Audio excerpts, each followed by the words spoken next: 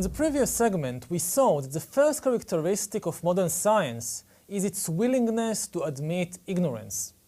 But scientists don't just go around saying we don't know. Once ignorance is admitted, they begin looking for new knowledge. How do they do it? They look for new knowledge by collecting empirical observations and putting them together with the help of mathematical tools. Empirical, when I say empirical observations, empirical is something that we can observe with at least one of our senses. We can see it or hear it or smell it or something like that. This is the second unique characteristic of modern science, its reliance on empirical observations glued together by mathematics.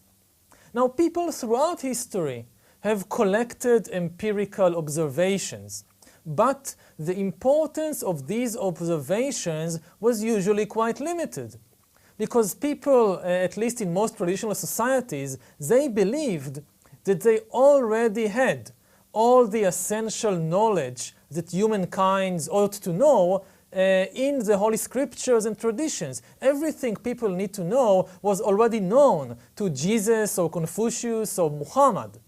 The most important means for gaining knowledge was therefore to study and practice the traditions established by Jesus or Confucius or Muhammad. Why waste precious resources, time and money, trying to obtain new observations when we already have all the answers we need? As modern culture came to admit that we do not know the answers to some very important questions, it became necessary to start looking for completely new knowledge that nobody previously had. Consequently, the dominant method in modern research is to take for granted the insufficiency of old knowledge. We don't already have all the answers.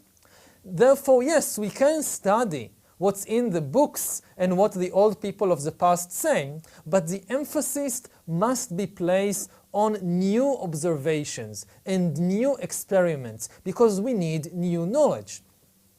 Whenever present observation collides, contradicts past tradition, modern science says that we should give precedence to the observation over the past tradition, no matter how venerated and how admired the people who established it are. Mere observations, however, are not knowledge. In order to understand the universe, we need to connect many observations about the world and create from them comprehensive, full theories. Earlier traditions of knowledge, like the big religions, they usually formulated their theories of the world in stories. Modern science is different. Modern science tends to use mathematics and not stories in order to build its theories of the world. If you look in the Bible, in the Quran, in the Vedas, you will find there very few equations, very few graphs and calculations, because when traditional religions and mythologies tried to explain the world and to lay down general rules of behavior, they were presented in narrative form and not in mathematical form. For example, the fundamental principle of Manichaean religion, one of the most important dualist religions, asserted that the world is a battleground between good and evil force created matter and the body, while the good force, the good God, created spirit and soul. Humans, according to Manichaean religions, are caught between these two forces and should choose good over evil. However, the founder of the Manichaean religion, the prophet Mani, he made no attempt to offer a mathematical formula that could be used to predict human choices or to quantify the respective strength of these two forces, good and evil. Money never calculated that, for example, the force acting upon a man is equal to the acceleration of his spirit divided by the mass of his body, or something like this. Hardly any traditional religion uses calculations and equations like that. In contrast, modern science is full of exact mathematical formulas. In 1687, Isaac Newton published the book The Mathematical Principle of Natural Philosophy, arguably the most important book in modern science and perhaps in modern history. Newton presented in that book a general theory of all movements and changes in the world. And the greatness of Newton's theory was that it wasn't full of all kinds of stories about Jesus did that and Abraham said that and so forth. It tried to explain and predict all the movements of all the bodies in the universe, from an apple falling from a tree to a shooting star, using just three very, very simple mathematical laws. Newton calculated, for example, in the second of his three famous laws of motion, that the force acting on a body is equal to the mass of the body multiplied by its acceleration.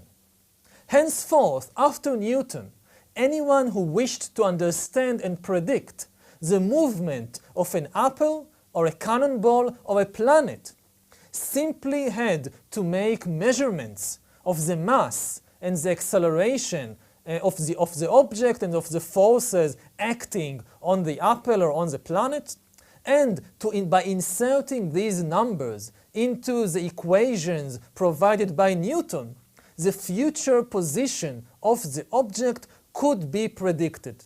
And it worked like magic.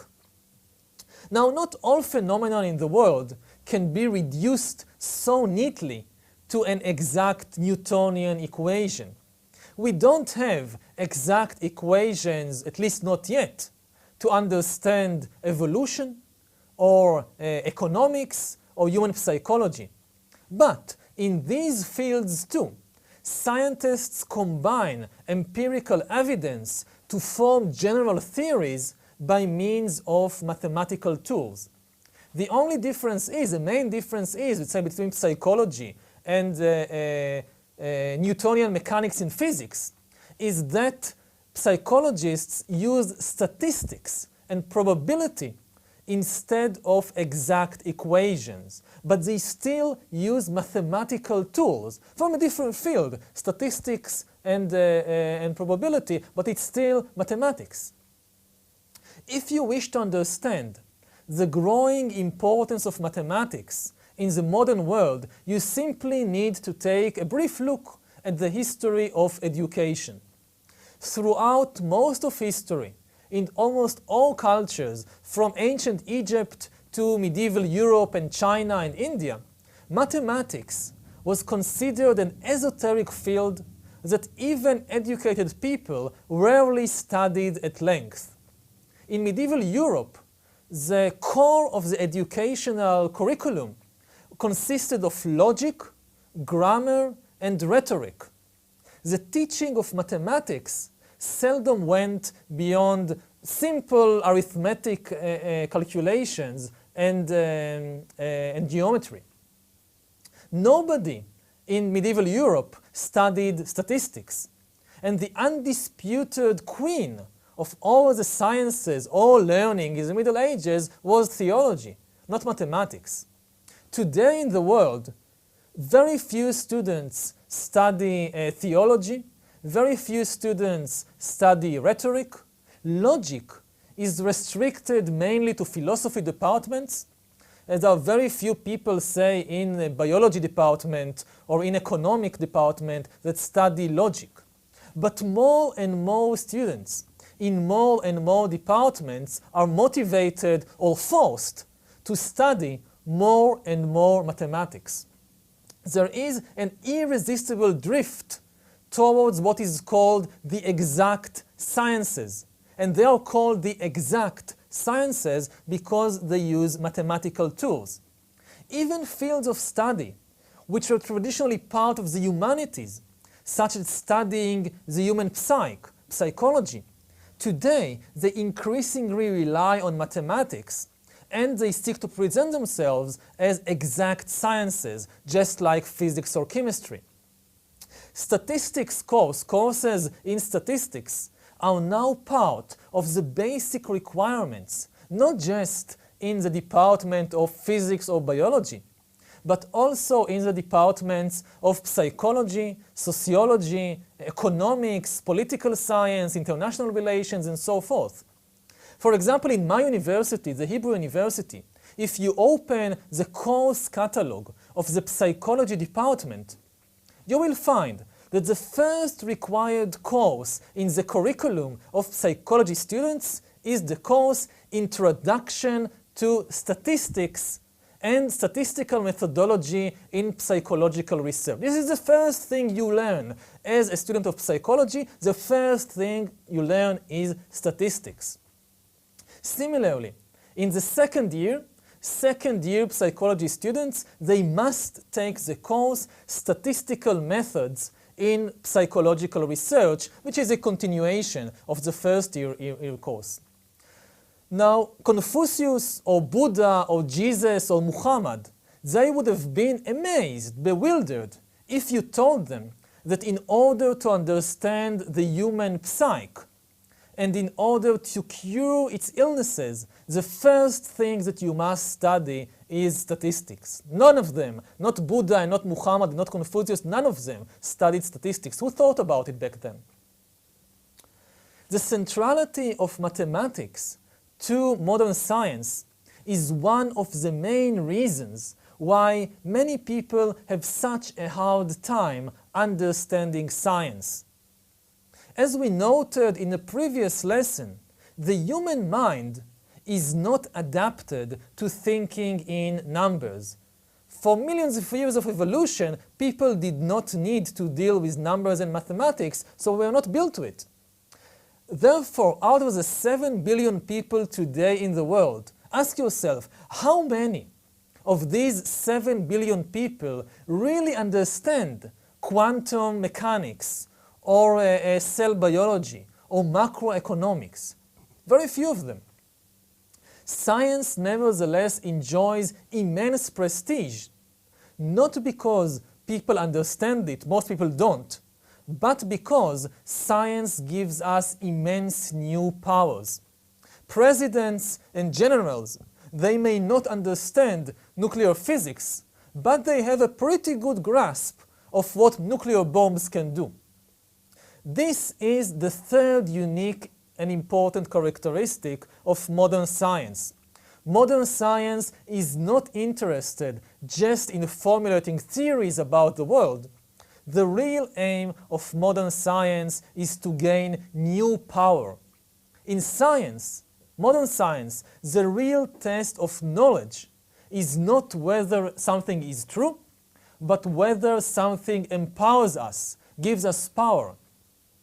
Scientists today usually assume that no theory is correct in 100%. Consequently, truth is a poor test for knowledge. The real test for knowledge is utility. Something is considered real knowledge only if it gives us new powers and new technologies and enables us to do new things. This connection between science and technology is today so strong that people tend to confuse the two. We think of science and technology as the same thing.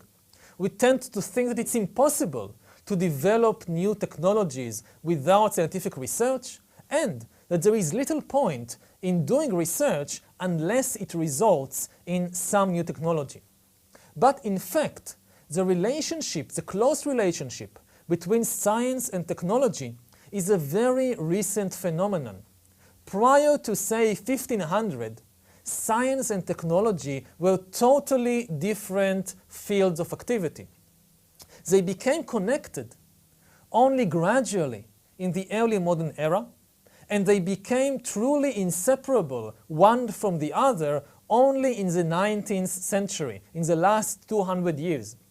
Prior to that, even say in the year 1800, most rulers who wanted a strong army and most businessmen who wanted to be successful in business, they did not bother to finance research in physics or biology or economics because they didn't see what is the connection between scientific research and technological power.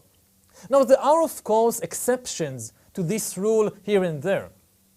A good historian can find precedent to almost everything. But an even better historian knows when these precedents are only curiosities that cloud the big picture.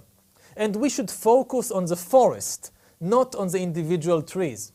And generally speaking, most pre-modern kings and merchants and bankers and so forth, they did not finance research about the universe in order to develop new technologies.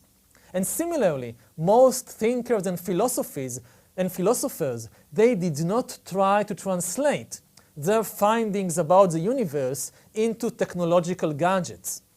Rulers did finance educational institutions like universities and monasteries and so forth, but the aim of these institutions was to spread and preserve traditional knowledge for the purpose of supporting the existing order, not to develop new technologies. Now, new technologies did appear here and there, but these new technologies in the pre-modern world, they were usually the outcome of the efforts of uneducated craftsmen using the methods of trial and error. They were not the outcome of scholars pursuing systematic scientific research. The very concept of research and development department, which is very central today for armies and businesses and so forth, was alien to the mindset of early modern kingdoms and churches and armies and businesses. All of these kingdoms and armies and churches, they had very little interest in development, and in any case, they saw little connection between development of new technology and research. For example, cart manufacturers manufactured the same model of cart year after year, decade after decade, generation after generation. They did not try all the time to invent and develop new models of carts. And even if, here and there, a new model of a cart or a wagon was developed, it was done by some very good carpenter who came up with a new idea of how to connect the wheel to the other wheel or something like that. It did not result from somebody in a university studying physics or chemistry and coming up with a new design for carts. Similarly, most armies in the pre-modern era, even in the early modern era, they had no research and development department, and they were uninterested in science and technology. Up until the 19th century, even in the period of Napoleon, the vast majority of military revolutions was a product of organizational, not technological changes. When alien civilizations met for the first time, say when Europeans reached America for the first time, technological gaps between them sometimes played a very important role. But even in such cases, the technological gap was not intentional, and very few generals or kings sought to deliberately create or enlarge such technological gaps.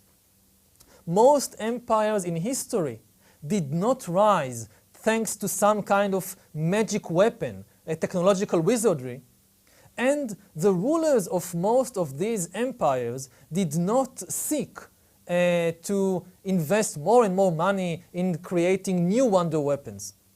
For example, the Arabs did not defeat the Sassanid and Byzantine Empire because they had, say, superior bows or better swords.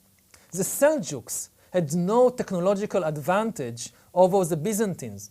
The Mongols did not conquer China because they had better technology. In fact, in all of these cases, the vanquished, the Chinese, the Byzantines, the Sassanids, they enjoyed better military and civilian technology than the victors, the Mongols and the Seljuks and the Arabs. The Roman army is a particularly good example for this. The Roman army was probably the best army in the world in its day, but its advantage rested only on efficient organization, iron discipline of the soldiers, and huge manpower reserves. Technologically, Rome had absolutely no advantage over its rivals like Carthage or Macedonia or the Seleucid Empire. And the Roman army, throughout centuries of existence, never set up a research and development department, and its weapons remained more or less the same weapons for centuries on end. Because science was not seen as something that gives humans new powers, and because people thought that in any case, all the major discoveries have already been made, and they know everything that is important to know about the world, people did not believe in the possibility of progress. However, once modern science argued that there are many important things which we still don't know, and that new knowledge can be translated into new power, everything changed.